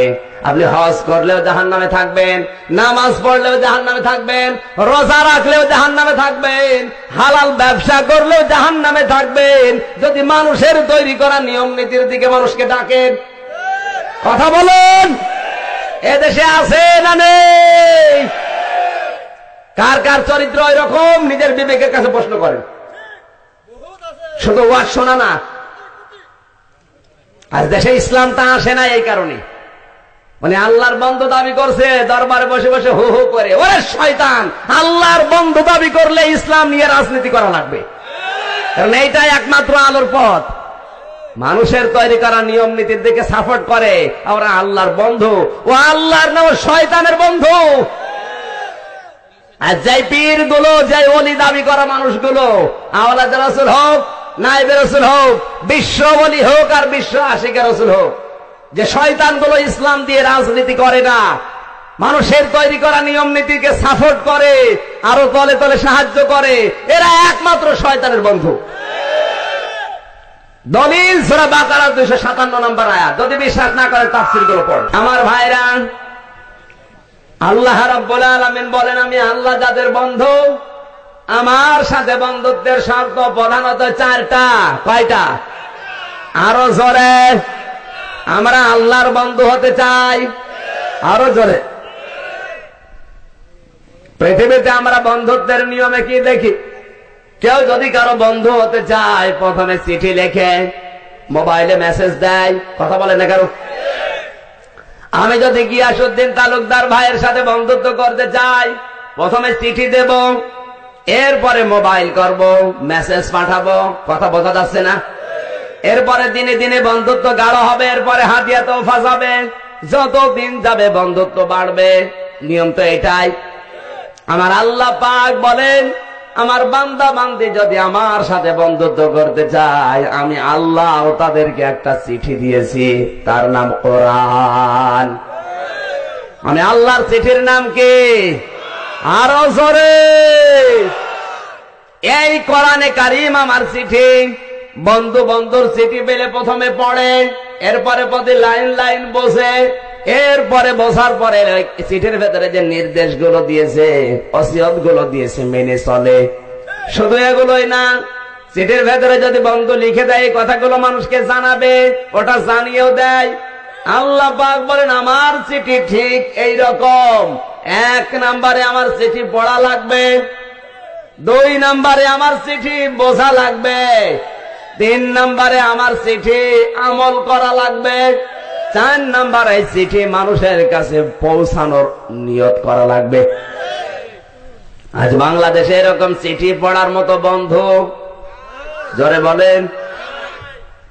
এদেশের জরিপ আমরা পেয়েছি, আল কোরআন রিসার্চ ফাউন্ডেশনের সদস্য আমি। এই দেশের জরিপ আমাদের কাছে আসে জানুয়ারি মাসে, দেখেছি বাংলাদেশে 100 জনে 95 জন মানুষ কোরআন শরীফ পড়তে পারে না। ও আল্লাহ, আল্লাহর বন্ধু হতে চান কিভাবে হবেন? 100 জনে যেখানে 95 জন মানুষ আল্লাহর কালাম পড়তে পারে না, মুসলমান দাবি করার পরেও এটা কি শুভ সংবাদ? কথা বলেন। নবীজি বলেন মানুষ যখন কোরআন পড়ে আমার আল্লাহ এমন ভাবে ওর দিকে তাকিয়ে থাকে, মহান আল্লাহর নজর তখন আর অন্য কোন দিকে এত বেশি যায় না, যত বেশি নজর দিয়ে থাকে আল্লাহ তার কালাম পড়া ব্যক্তির উপরে। কিন্তু আফসোস আমাদের 100 জন মুসলমানের 95 জন যদি আমরা পড়তে না পারি, বাকি অবস্থা আরো খারাপ।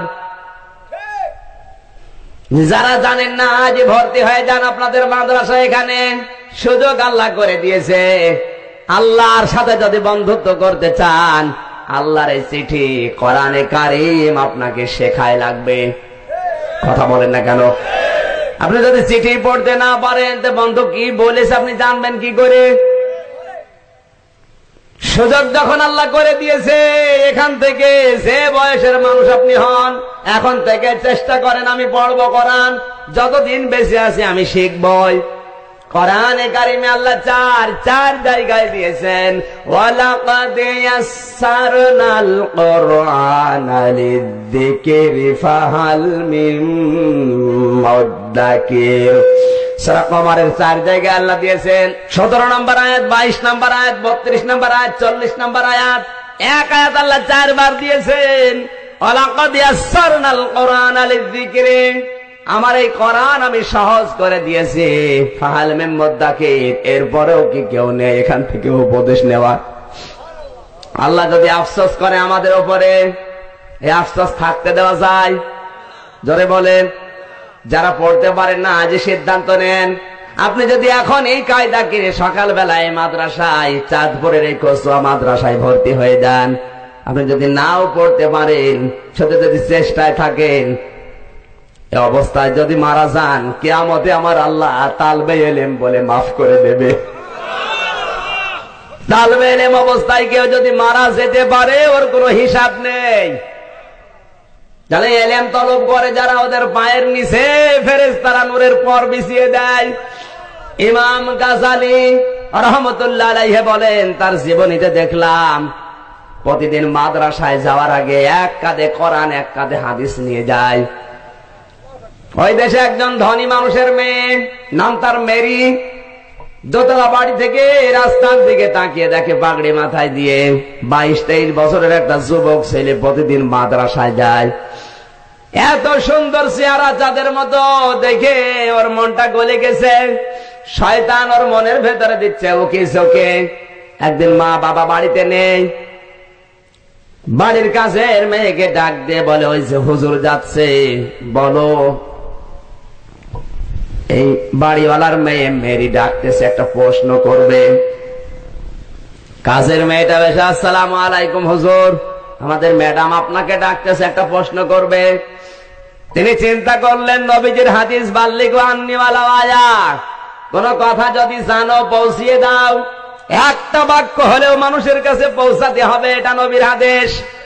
আমার কাছে যখন জানতে চেয়েছে আমি যাই। সরল মনে গেলেন, বাড়ির ভেতরে প্রবেশ করিয়ে এই ধনী লোকের মেয়ে মেরি ডাক দিয়ে বলে, কাজের মেয়ে বা তুই চলে যা। চারিদিকের দরজা বন্ধ করে দিয়ে বলে, হুজুর এই খাবারগুলো খান, ইমাম গাজালি ভয়ে ভয়ে বলে, ম্যাডাম আমার মাদ্রাসায় দেরি হয়ে যাচ্ছে, দয়া করে আমারে ছেড়ে দেন, যা প্রশ্ন করতে যান আমারে করেন। মেয়েটি বলে, প্রশ্ন না, আমার মনের চাহিদা পূরণ করা লাগবে। অনেক দিন পর্যন্ত আমি আশায় ছিলাম, আজকে আমার মা বাবা বাড়িতে নেই, তাড়াতাড়ি করে খাবারগুলো খেয়ে আমার মনের আশা পূরণ করেন। ইমাম গাজালি চিন্তা করলেন, এখানে যদি চিৎকার করি দোষ আমারই হবে, যে আমি এসেছি কেন, কি করি এখন? ডাক দিয়ে বলেন, ঠিক আছে আমি রাজি আছি, কিন্তু আমারে পায়খানা যেতে দেন, আমি টয়লেটে যাব। মেয়েটি বলে, হুজুর নিচে যাওয়া লাগবে না, দোতলায় ব্যবস্থা আছে, অ্যাটাচড বাথরুম করা আছে, যান। ওর তো পায়খানা হয়নি। ভেতরে যাওয়ার পরে চিন্তা করছে, কি করি? কোরআন আয়াত মনে চলে এসেছে, ওয়াল্লাযীনা জাহাদু ফীনা লানাহদিয়ান্নাহুম সাবুলানা ওয়া ইন্নাল্লাহা লামাআল মুহসিনিন। সূরা আনকাবুতের শেষ নাম্বার আয়াত। আল্লাহ পাক বলেন, আমি কেবল আল্লাহকে পাওয়ার জন্য যারা চেষ্টা করবে, মুজাহাদা করবে, ওদের হেদায়েত দেওয়ার জন্য, ওদের ষড়যন্ত্রের জাল রাস্তা খুলে দেওয়ার জন্য হাজার হাজার পথ আমি আল্লাহ উন্মুক্ত করে দেব। সাবিল এক বছর, সবল বহু বছর। কোন মানুষ যদি আল্লাহর দিকে এক পা এগিয়ে যায়, মহান আল্লাহ বলেন, আমি দুই পা তার দিকে এগিয়ে আসি। কোরআনের আয়াতের দিকে তাকিয়ে চিন্তা করলেন, আমি একটু চেষ্টা করি কি করা যায়। পায়খানার ভেতর থেকে বাম হাত দিয়ে মলগুলো তুললেন, নিজের শরীরে, নিজের মুখে, নিজের শরীরের বিভিন্ন জায়গায় মাখলেন। ঘরের বাইরে এসে ডাক দিয়ে বলে, ম্যাডাম এবার আসেন। মেয়েটি বলে, পাগল, দূর হয়ে যা। তাড়াতাড়ি তাড়িয়ে দিয়েছেন। চিন্তা করে অবস্থায় মাদ্রাসায় যাওয়া যাবে না, জলদি করে পুকুরে লাফ দিয়ে তড়ি ঘড়ি করে গোসল করে জামাটা গায়ে দিয়ে দিয়ে দৌড়। যত মাদ্রাসায় যেতে যায় তত পেছনে চলে যায়। বহু কষ্ট করে মাদ্রাসায় যাওয়ার পরে ওস্তাদ ডাক দিয়ে বলে, গাছালি প্রতিদিন দেরি করে আসো, আজকে আরো দেরি হয়েছে, তুমি কি পড়তে চাও না? গাছালি ডাক দিয়ে বলে, হুজুর প্রতিদিন দেরি করি যে কারণে, আজকে দেরি হয়েছে অন্য কারণে। আমি যখন অন্যদিন মাদ্রাসায় আসার জন্য কোরআনে কারীম আমার কাঁধের উপরে নিয়ে বাড়ি থেকে বের হই, তাকিয়ে দেখি রাস্তায় সুন্দর সুন্দর পাখিগুলো, সবুজ পাখি পর বিছিয়ে আছে। এত সুন্দর মোলায়েম পর, আমি পা দিতে আমার মায়া লাগে।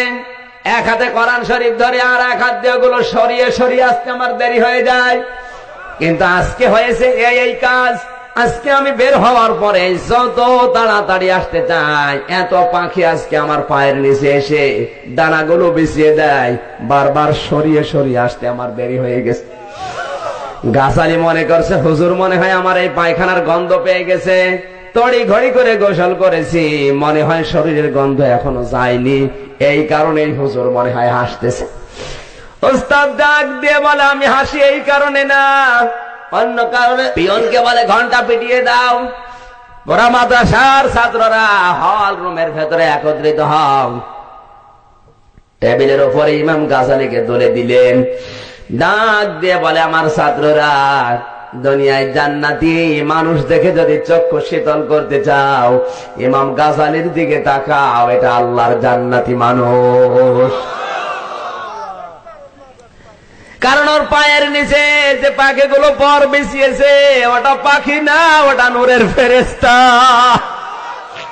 জিন্দা অবস্থায় যার পায়ের নিচে নূরের ফেরেশতারা পর বিছিয়ে দিতে পারে, আমার আল্লাহ তাকে জাহান্নামে দেবে। কথা বলেন। এজন্য দিন শিক্ষা করার জন্য, কোরআনে কারিমের জ্ঞান অর্জন করার জন্য যে বয়স হোক, বয়স কোনো ফ্যাক্ট না। আপনি যদি এখন এই চিন্তা করে আল্লাহর সাথে বন্ধুত্ব করব, আমি আল্লাহর চিঠি পড়তে চাই, এই মুহূর্তে যদি সিদ্ধান্ত নিয়ে গিয়ে যান, কসম করে বলছি ওই অবস্থায় মারা গেলে কোনো হিসাবও আল্লাহর নেবে না। এখন থেকে শিখতে হবে। 2 নম্বরে আল্লাহর চিঠি বুঝতে হবে। বাংলাদেশে 100 জনে 95 জন পড়তে পারে না, বাকি 5 জন পারে, তার 4 জন বোঝে না। এই যে হাফেজ সাহেবরা যখন তৈরি হচ্ছে এখানে, এরা শুধু গড়গড়া পড়তে পারে, অর্থ বোঝে? কথা বলেন। শুধু পড়ান, আমাদের বুঝতে হবে কোরআন। কোরআনে কারিমকে বোঝার মতো মানুষ আজ ওই 5 জনের ভেতরে 4 জনই নেই, 1 জন আছে। আর সহিশুদ্ধ ভাবে পড়ায় তো আরো কষ্টকর। আমার মনে হয় বাংলাদেশে অনেক আলেমও আছে যাদের নামে মাওলানা মুফতি লিখা, কোরআনে কারিম শুদ্ধ করে পড়তেও পারে না। আর কোরআন তেলাওয়াত শুনলে মনে হচ্ছে নতুন জিবরাইল নাজিল করছে। এই যে মহিলারা যখন কোরআন পড়ে, মানুষ মারা গেলে লাশের পাশে, আমি অনেক মহিলার কোরআন পড়া শুনেছি, যখন পড়ে মনে হচ্ছে আল্লাহ কোন কোরআনে, এমন হয় এই কোরআন শরীফ না অন্য কোরআন পড়ছে। এমন টান দেয়, এক টানে 14 আলিফ, আউযু বিল্লাহি, সব জায়গায় টান দিচ্ছে। গলায় সুর কি গো, সুর আছে যেখানে সেখানে খাটানো যাবে, একেবারে পায়খারে হারে টান দিচ্ছে, অর্থ পাল্টিয়ে যাবে না। একটু চিন্তা করেন তো, 100 জনের 95 জন পড়তে পারে না, 5 জন পারে, তার 4 জনের পড়া শুদ্ধ নেই, বোঝে না, বাকি 1 জন আছে। 100 জনের 1 জনের অর্ধেক বোঝে, পড়তে পারে শুদ্ধ ভাবে, আর অর্ধেক পড়তে পারে অশুদ্ধ, কিন্তু বোঝে না। কথা বলেন না কেন? এই যদি হয় অবস্থা আমার আল্লাহর সাথে বন্ধুত্বের, আমরা কোথায় আছি আজ? এই জন্য সিদ্ধান্ত না, এখন থেকে আল্লাহর সাথে বন্ধুত্ব আমি যদি করতে চাই, আল্লাহর কোরআন পড়বো, বুঝবো, আমল করব, এরপরে মানুষের কাছে পৌঁছাবো। এই দেশে যতদিন পর্যন্ত আপনি কোরআন পড়বেন অসুবিধা নেই, বুঝবেন অসুবিধা নেই, কিন্তু যখনই আমল করতে যাবেন, কথা বলছেন না কেন? যখনই আমল করতে যাবেন তখনই সমস্যা। ইমাম মালিক যতদিন কোরআন পড়েছিলেন, বুঝেছিলেন, অসুবিধা ছিল না, কিন্তু যখন এই আমল করতে গেছে 28 দিন রিমান্ডে ছিল। এই কথা বলে না কেন?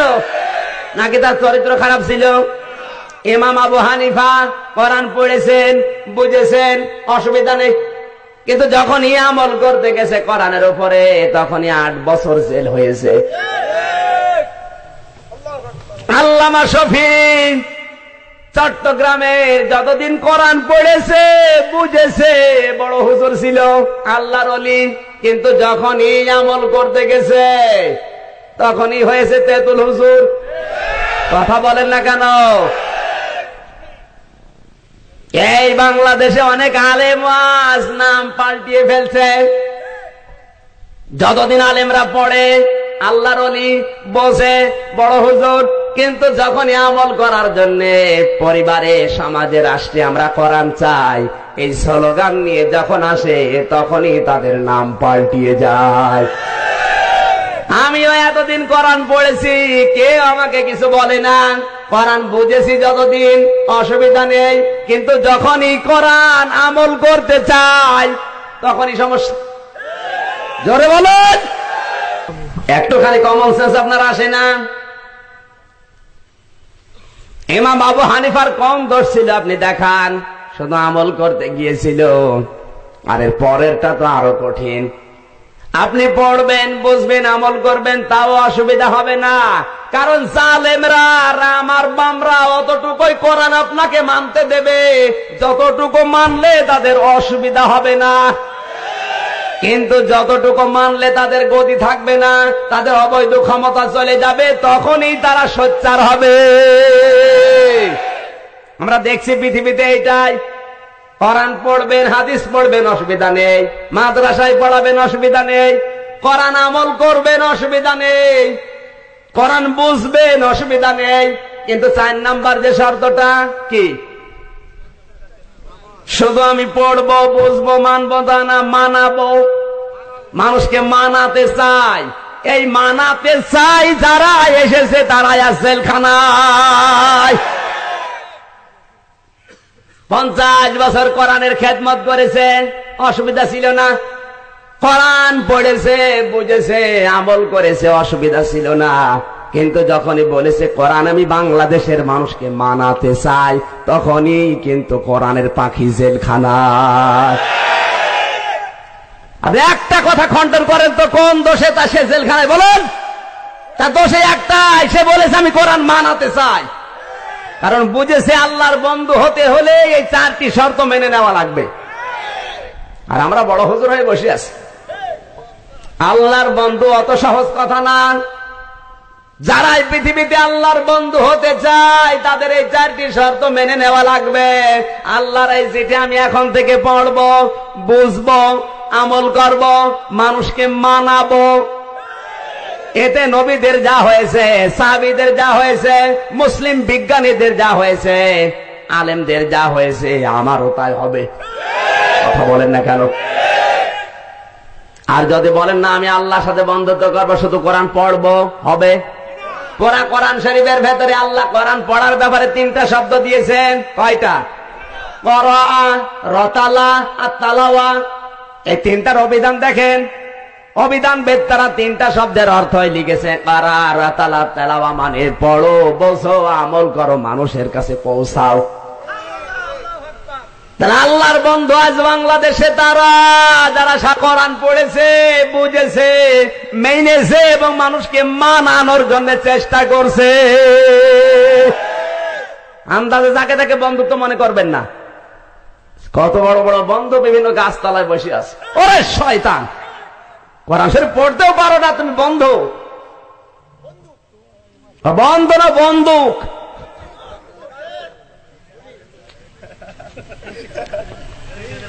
আমার ভাইরা এবার আসেন 2 নম্বরে। আল্লাহ রাব্বুল আলামিন বলেন, আমার ভাইরা কান লাগান, 2 নম্বরে আমাদের বন্ধু রাসূল কে? আরো জোরে। আল্লাহ রাব্বুল আলামিন বলেন রাসূলকে বন্ধু হিসাবে পেতে চাইলে 4টা শর্ত মানা লাগবে। কয়টা? والذي بعث في الأميين رسولا منهم يتلو عليهم آياته ويزكيهم ويعلمهم الكتاب والحكمة وإن كانوا من قبل لفي ضلال مبين। জোরে বলেন আল্লাহু আকবার। সূরা জুমার 2 নম্বর আয়াত। রব্বুল আলামিন বলেন তিনি সে আল্লাহ যিনি তোমাদের মাঝখানে একজন উম্মি নবী পাঠিয়েছেন তোমাদের মধ্য থেকে। তিনি 4 দফা কর্মসূচি হাতে নিয়েছেন। আজও পৃথিবীতে কেউ যদি রাসূলকে বন্ধু হিসাবে পেতে চায়, এই 4টি কর্মসূচি তার জীবনে থাকা লাগবে।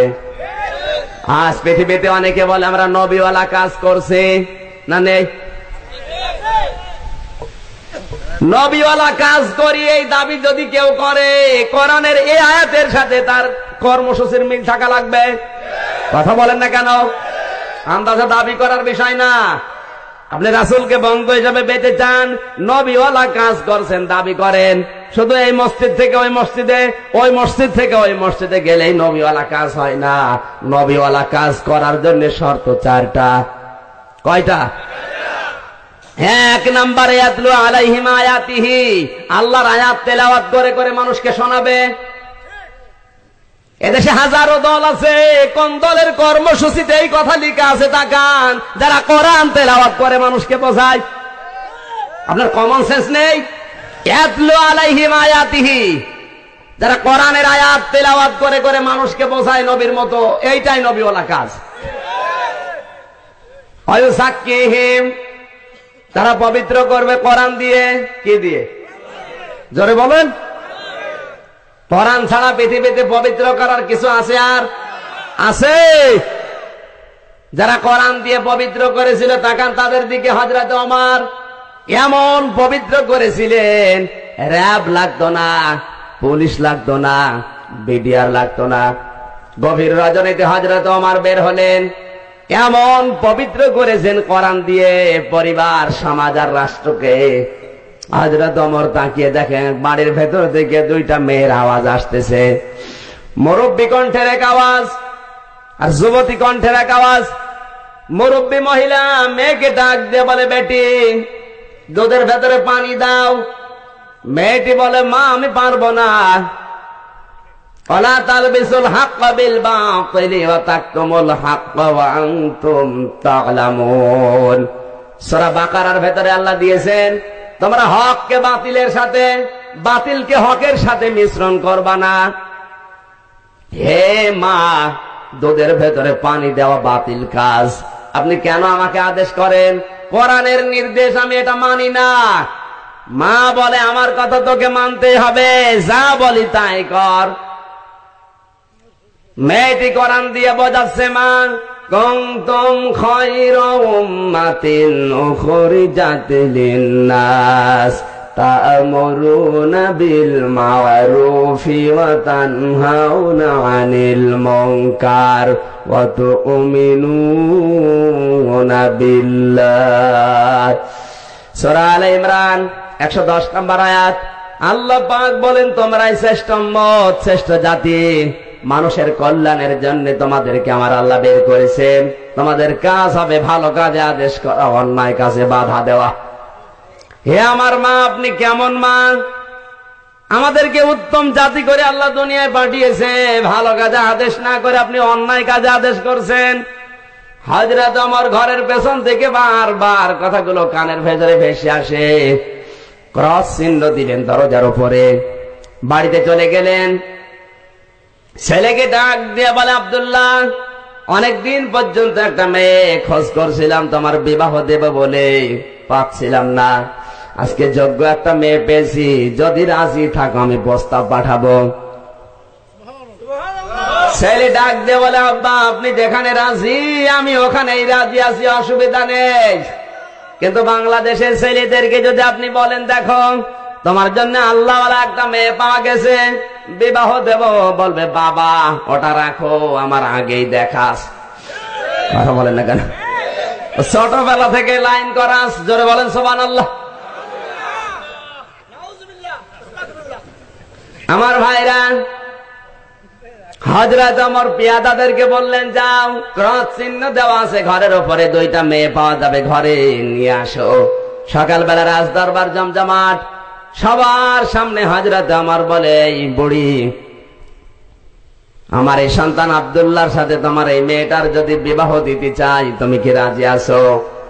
বুড়ি বলে, খলিফা রাজি থাকার কি, আমি তো আগেই রাজি। হযরত ওমর বলে, বুড়ি একটা বারের জন্য চিন্তা করলে না, আমি দেশের খলিফা, আর তোমার মতো একজন গোয়ালিনীর মেয়ের সাথে আমার ছেলের বিবাহ দিতে চাই কেন? একটা বারের চিন্তাও তোমার আসে না? বুড়ি বলে, আমার চিন্তা করার দরকার নেই, ওইটা আমার কপাল। হযরত ওমর বলে, কপাল? রাতের বেলা দুধের ভেতরে পানি দেওয়ার জন্য পিড়াপিড়ি করছিলি কেন বল, তোর কপাল। বুড়ি মহিলা বলে, খলিফা আপনি কিভাবে টের পেলেন?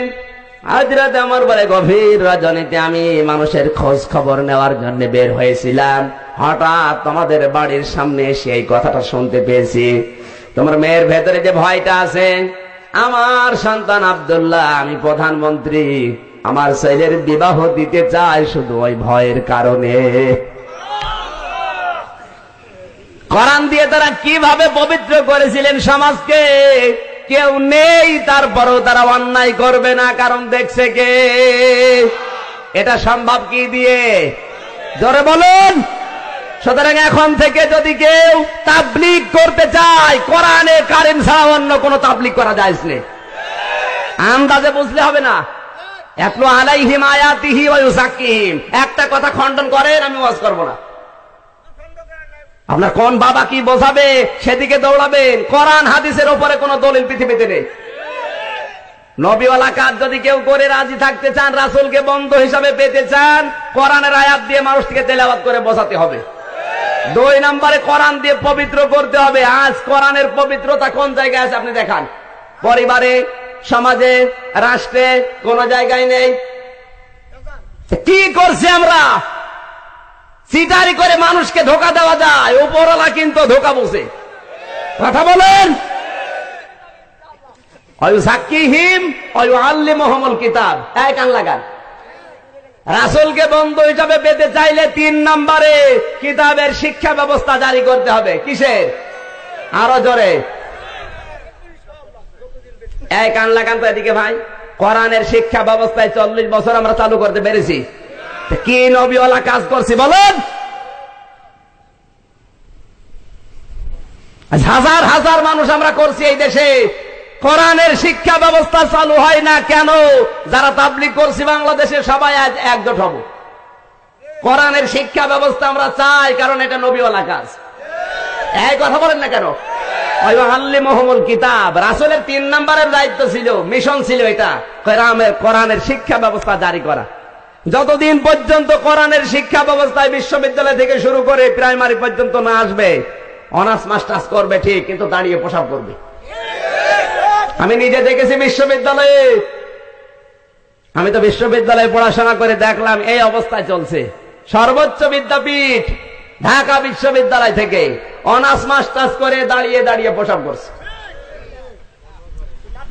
কুষ্টিয়া বিশ্ববিদ্যালয়ে দেখলাম একদিন আমার এক বন্ধু আমারে বলে, আমির হামজা ভাই দেখ কুকুর। মানে কুকুর কই? বলে ওই দেখ কুকুর। কুকুরে তো 4 পা হয়, বলে আরে 2 পাওয়ালা কুকুর। গণিতে অনার্স মাস্টার্স করেছে। চিন্তা করেন, গণিতে অনার্স মাস্টার্স করে দাঁড়িয়ে দেওয়ালের সাথে প্রসাব করছে দাঁড়িয়ে দাঁড়িয়ে। মানুষ আফসোস করে বলছে এটা কুকুর। কোন শিক্ষা ব্যবস্থায় সর্বোচ্চ ডিগ্রি নিয়ে দাঁড়িয়ে প্রসাব করতে পারে? অথচ হাদিস, আল্লাহর নবী বলেন যারা দাঁড়িয়ে প্রসাব করে ওদের উপরে আমার আল্লাহ সবচাইতে বেশি নারাজ হয়, আর যারা বসে বসে প্রসাব করে আমার আল্লাহ সবচাইতে বেশি খুশি হয়। দাঁড়িয়ে প্রসাব করলে সবচাইতে বেশি খুশি হয় শয়তান। যে শিক্ষা ব্যবস্থায় শয়তান রাজি হয় ওইটা সম্পর্কে তোমার মাথা ব্যথা নেই। নবীওয়ালা কাজ করো তুমি। আমি আপনার শত্রু না, আমিও তাবলীগ করেছি, আমিও সিল্লা দিয়েছি হাফেজ হওয়ার পরে, কিন্তু নবীওয়ালা কাজের কর্মসূচি এই 4টা যে দলে নেই ওটা নবীওয়ালা কাজ না। আজ যারা তাবলীগ করেন এই 80 লক্ষ 90 লক্ষ মানুষ এক জায়গায় হয় এই তোরাক নদীর তীরে। কথা বলছে না কেন?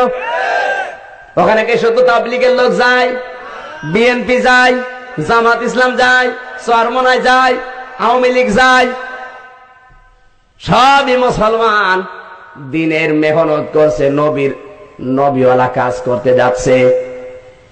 আগামী বছরে যারা আসবেন এই তোরাক নদীর তীরে 70-80 লক্ষ মানুষ এক জায়গায় হবেন। কোরআন হাতে নিয়ে বলছি, আপনি যদি রাসূলকে বন্ধু হিসাবে পেতে চান, আল্লাহর কর্মসূচি 4টি গুণ আপনার অর্জন করা লাগবে। তার 3 নম্বরে কোরআনের শিক্ষা ব্যবস্থা কায়েম করা। এবার আমরা স্লোগান যেন দিতে পারি যে বাংলার সংসদে শিক্ষা ব্যবস্থায় আইন পাশ করা লাগবে, কোরআন ছাড়া অন্য কোন শিক্ষা মানি না। এই কারা কারা রাজি আছেন দেখি তো? লিল্লাহি তাকবীর।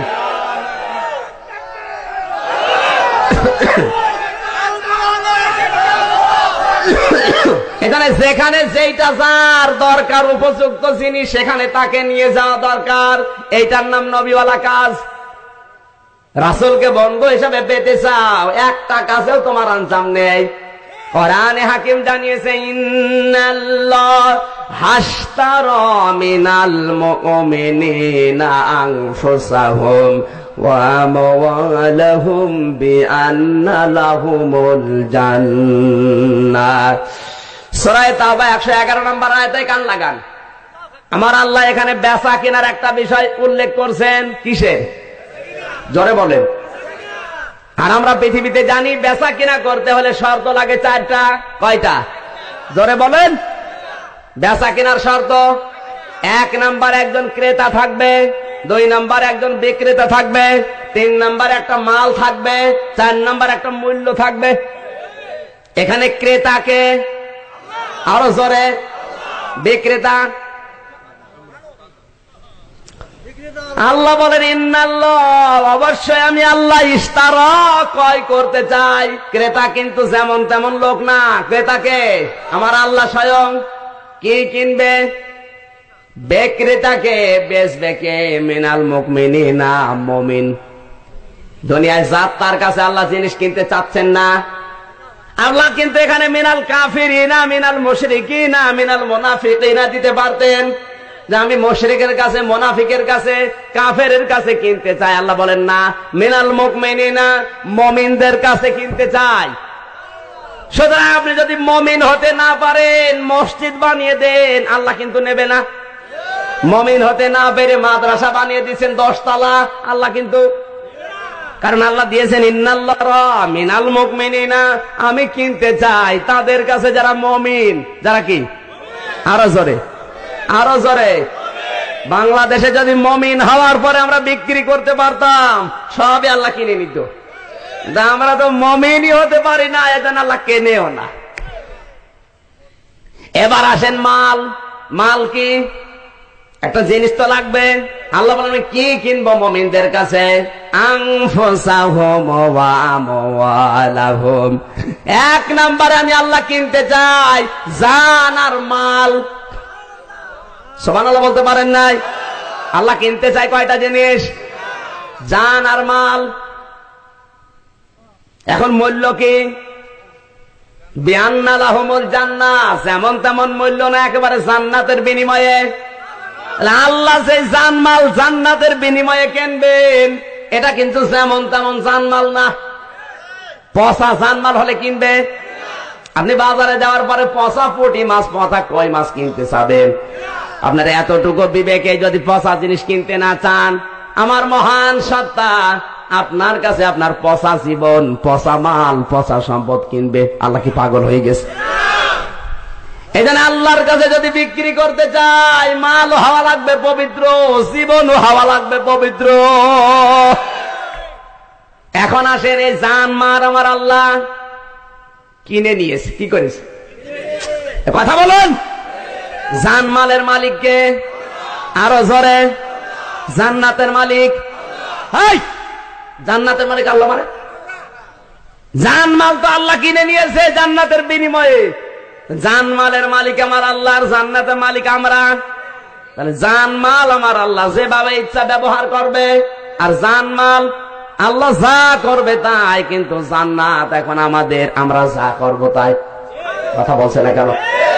আমার আল্লাহ বলেন জানমাল আমি কিনে নিয়ে কি করব? আমি ব্যাখ্যা করছি, দুনিয়ার কোন মানুষের কাছে ব্যাখ্যা আমি ছেড়ে দেয়নি।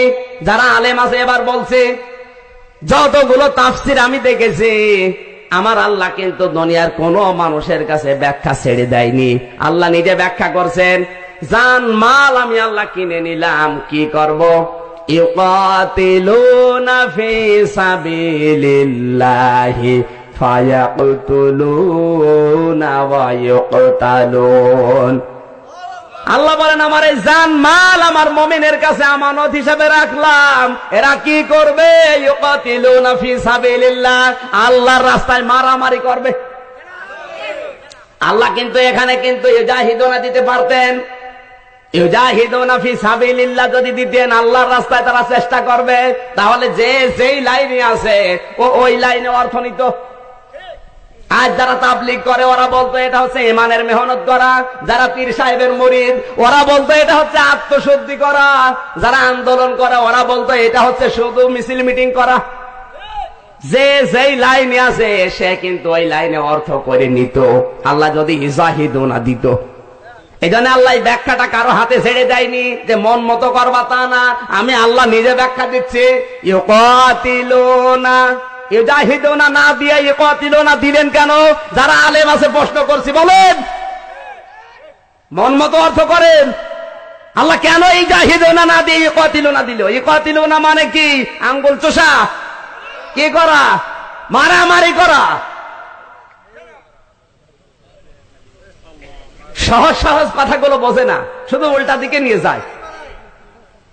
আপনি দেখেন ইউকাতিলুনা দিয়েছেন মোকাবেলা করা, এইটাই হচ্ছে আল্লাহর রাস্তা। ইউকাতিলুনা ফি সাবিলিল্লাহ, আল্লাহ বলেন এইটাই আমার রাস্তা। তাহলে আল্লাহর রাস্তায় থাকতে গেলে আরাম হবে না, কি হবে? মারামারি রক্তপাত যে হবে আমার আল্লাহ কিন্তু জানে। আর ওই জায়গায় যাওয়ার পরে কি করবা? ফায়াকতুলুনা, প্রথমে মারবা, ওয়ায়ুকতালুন, এরপরে মরবা। তাহলে আল্লাহর রাস্তায় টিকে থাকতে হলে, আল্লাহ যে রাস্তা, জান আর মাল নিয়ে গেলে অত আরাম না, ওখানে মরা লাগবে, মারা লাগবে। এই বিষয়টা আমরা বুঝি নাই। আজ এই জন্য পৃথিবীতে মুসলমানেরা মারতে পারছে, শুধু মরছে। কথা বলেন। এই যে শাপলা চত্বরে মারতে পেরেছে, শুধু মরেছে। আল্লাহ তো ওইটা বলে নাই যে এটা আমার রাস্তা। আল্লাহ বলেন আমার রাস্তা এই যে মারা লাগবে প্রথমে, তারপরে মরবে।